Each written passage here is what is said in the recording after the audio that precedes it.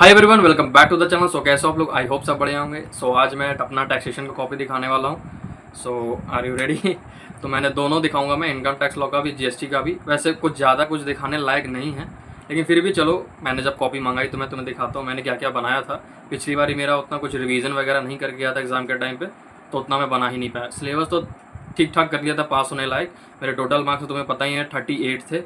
सो चलो देखते हैं और क्या, विदाउट वेस्टिंग टाइम स्टार्ट करते हैं वीडियो को। पहले इनकम टैक्स लॉ देख लेते हैं। पहले दूसरा से मैंने स्टार्ट किया था, रेसिडेंशियल स्टेटस था हमारा। ये जिन्होंने दिया हुआ पता ही होगा, ये नवंबर 23 का है। वैसे अपना मई का तो मैंने दिया, वो मंगाऊंगा मैं उसको भी मैं ऑर्डर करूँगा। आरटीआई के थ्रू मंगाया था कॉपीज़ सारी। सो देख लो, इसमें ये शायद आई थिंक 3 मार्क्स का था। मुझे इसमें से मिले टोटल 2.5, 2 का ए। इसमें से मेरा आई थिंक छठा वाला गलत हो गया था। मैंने यहाँ पे गलती क्या कर दी है ना, कि यहाँ पे सिर्फ यस नो में आंसर देना था कि कौन सी इनकम एक्रू इन इंडिया है या फिर नहीं है। हाँ, यस नो में ही आंसर देना था, income deem to accrue in India or not.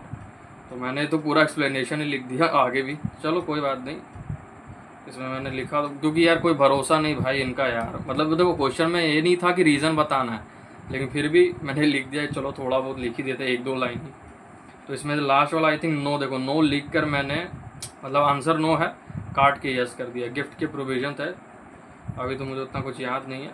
चलो क्या ही करा जाए अब। ये भी रेसिडेंशियल स्टेटस ही था अपना 2B। इसमें टोटल इनकम निकालना था। पहला था कि if he is not a ordinary resident, और दूसरा था if he is a ordinary resident. इसका मेरा आंसर सही है, 50,000 है, ठीक है, इसका सही है अपना। लेकिन ये वाला गलत हो गया, क्या बोलते हैं, if he is a non resident. अच्छा, he is a non resident, ये गलत हो गया। ये 40,000 इसका आंसर है। इसमें 1 मार्क्स मेरे कट गए, तो 4 में से मुझे मिले 3। तो टोटल था रेसिडेंशियल स्टेटस का क्वेश्चन 7 नंबर का, जिसमें से मुझे मिले पहले वाले में 2A में साढ़े 2.5 मिले, और इसमें 3, यानी टोटल मिल गए मुझे 5.5, 5.5। ठीक है, चलो गलती हो गई, अब क्या ही कर सकते हैं। और देखो यार, TDS मैं पढ़ के ही नहीं, मतलब पढ़ा था पूरा लेकिन रिवाइज ही नहीं करा एग्ज़ाम के टाइम पे।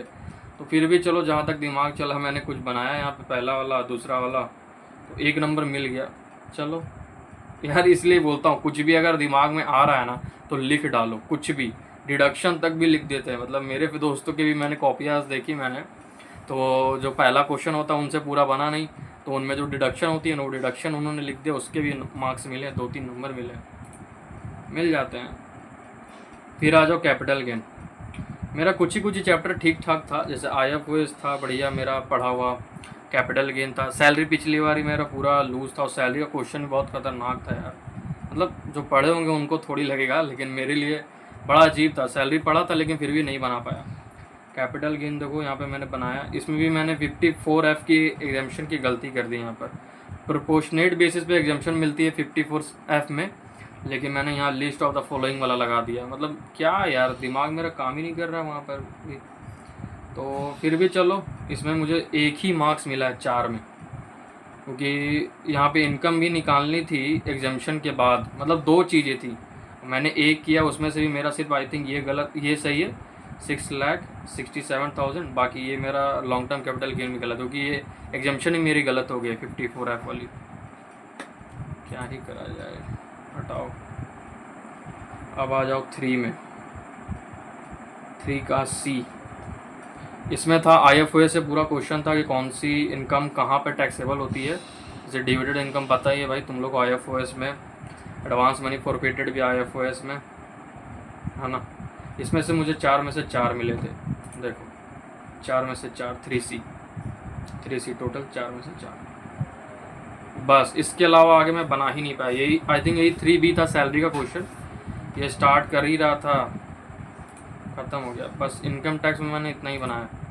चाहता तो मैं पहला भी बना सकता था यार, लेकिन क्या करूं। मतलब लॉ के बाद ना मैं हार गया था, कसम से बोलता हूं हार गया। मतलब एग्ज़ाम देने का भी मन नहीं था। अब आ जाओ GST पे। GST में भी मैंने ज़्यादा कुछ नहीं बनाया, ITC का क्वेश्चन बनाया, देख लो। इसमें भी मैंने गलती कर दी, इसमें गलती करी तो इसमें ऐसे मार्क्स मिलते हैं पता है, मतलब एक एंट्री के मार्क्स हैं। तुम देखो यहाँ पर तीसरा वाला गलत हो गया मेरा, तो तो पहला दूसरा का मुझे मिले 2 मार्क्स, ठीक है। इसमें computation of total input tax कितना बनता था, उसमें भी मेरे 2 पॉइंट सही हुए, 1 गलत हुए, तो उसमें मुझे मिले 1 मार्क्स। और इसके बाद मैंने जो मिनिमम जीएसटी पेबल वाला था इन कैश में निकालना, वो सारा गलत हो गया, तो ख़त्म ही हो गया। तो टोटल मुझे 8 में से मिले 3। और इस बारी का जो आईटीसी का क्वेश्चन था ना, वो 10 मार्क्स का था।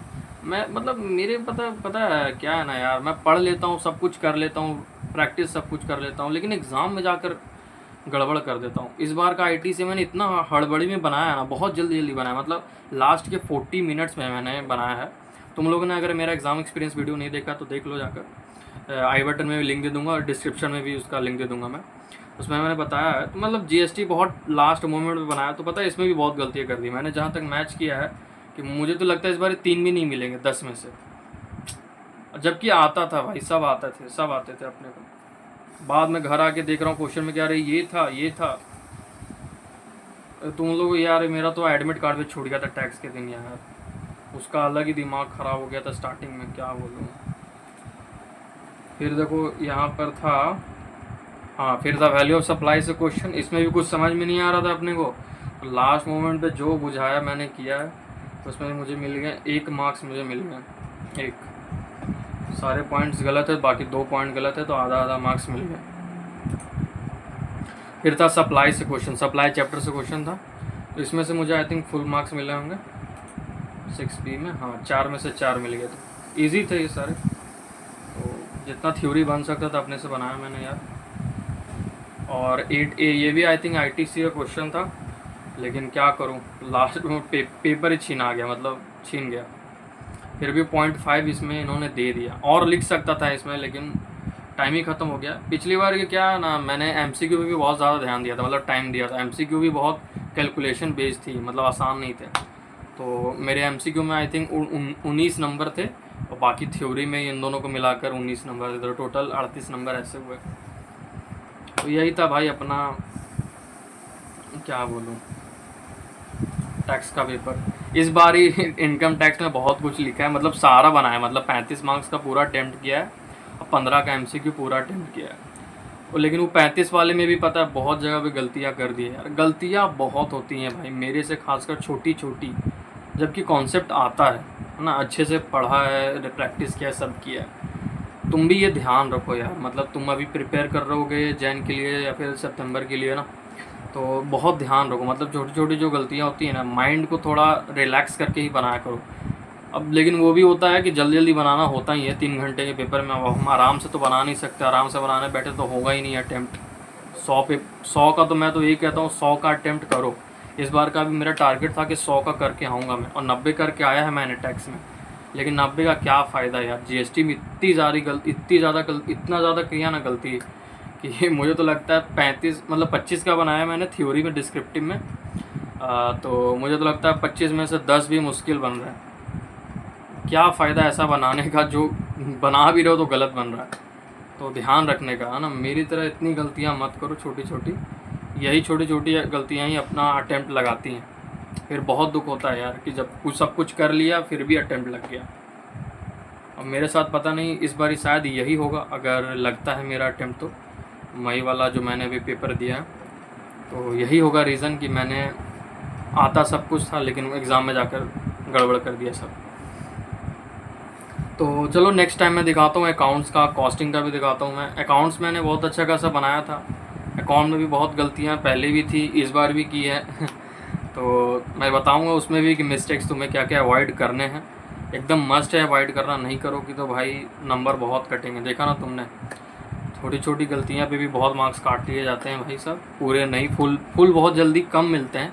लॉ में खासकर, लॉ का तुमने मेरा अगर देखा होगा वीडियो सजेस्टेड आंसर का, तो उसमें देखा होगा मैंने फुल पूरा आंसर भी लिख दिया, फिर भी 1 मार्क्स या फिर आधा मार्क्स काट लेते हैं, फुल जल्दी नहीं मिलते, ठीक है। तो एक्सपेक्ट भी मत करो कि पूरा तुम्हें फुल मिलेंगे, इसलिए तो बोलते हैं ज़्यादा अटेम्प्ट करा करो। So take care, bye bye, मिलते हैं नेक्स्ट वीडियो में, और क्या।